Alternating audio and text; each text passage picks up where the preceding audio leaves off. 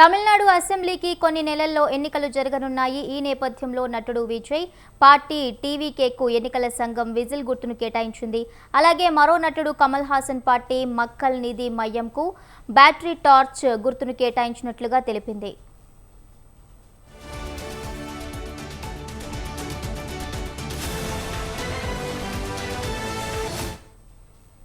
తమ పార్టీకి ఎన్నికల గుర్తు కేటాయించాలని కోరుతూ టీవీకే నవంబర్ 11న ఈసీని ఆశ్రయించింది. శాసనసభ ఎన్నికలు జరగనున్న నేపథ్యంలో గుర్తింపు పొందని రాజకీయ పార్టీలు గుర్తు కోసం దరఖాస్తు చేసుకోవాలని ఎన్నికల కమిషన్ సూచించిన నేపథ్యంలో వినతిని సమర్పించింది. అలాగే కమల్ పార్టీ నవంబర్లో వినతి పత్రం అందించింది. ఈ రెండు పార్టీలు కొన్ని చిహ్నాలు ఉన్న జాబితాలను అందించింది. వాటిలో ఒకదానిని కేటాయించాలని విజ్ఞప్తి చేశాయి. 2019 లోక్సభ ఎన్నికలు, 2021 అసెంబ్లీ ఎన్నికల్లో ఎంఎన్ఎం ఈ బ్యాటరీ టార్చ్ గుర్తుపైనే పోటీ చేసింది.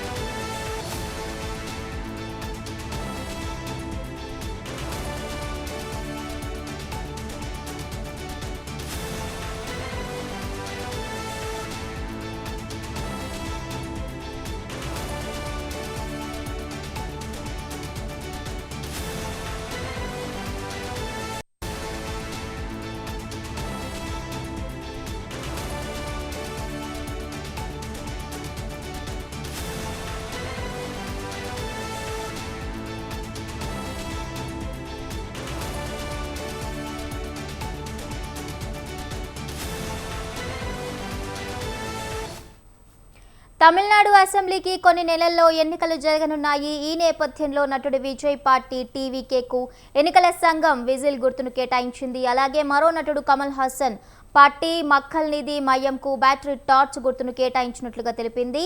ఇక తమ పార్టీకి ఎన్నికల గుర్తు కేటాయించాలని కోరుతూ టీవీకే నవంబర్ 11న ఈసీని ఆశ్రయించింది. శాసనసభ ఎన్నికలు జరగనున్న నేపథ్యంలో గుర్తింపు పొందని రాజకీయ పార్టీలు గుర్తు కోసం దరఖాస్తు చేసుకోవాలని ఎన్నికల కమిషన్ సూచించిన నేపథ్యంలో వినతిని సమర్పించింది. అలాగే కమల్ పార్టీ నవంబర్లో వినతి పత్రం అందించింది. ఈ రెండు పార్టీలు కొన్ని చిహ్నాలు ఉన్న జాబితాను అందించింది. వాటిలో ఒకదానిని కేటాయించాలని విజ్ఞప్తి చేశాయి. 2019 లోక్సభ ఎన్నికలు, 2021 అసెంబ్లీ ఎన్నికల్లో ఎంఎన్ఎం ఈ బ్యాటరీ టార్చ్ గుర్తుపైనే పోటీ చేసింది. ఇదే అంశానికి సంబంధించిన పూర్తి అప్డేట్స్ మా ప్రతినిధి సవీన్ అందిస్తారు. సవీన్, తాజాగా తమిళనాడులో ఈ ఏడాది ఏప్రిల్లో అసెంబ్లీ ఎన్నికలు జరగబోతున్నాయి. దీనికి సంబంధించి ఇప్పటికే రాజకీయ పార్టీలన్నీ హడావుడి చేస్తున్నాయి. అందులో భాగంగానే ఇటీవల తమిళ నటుడు విజయ్ తమిళ వెట్రి కలగం టీవీకే పార్టీని స్థాపించారు.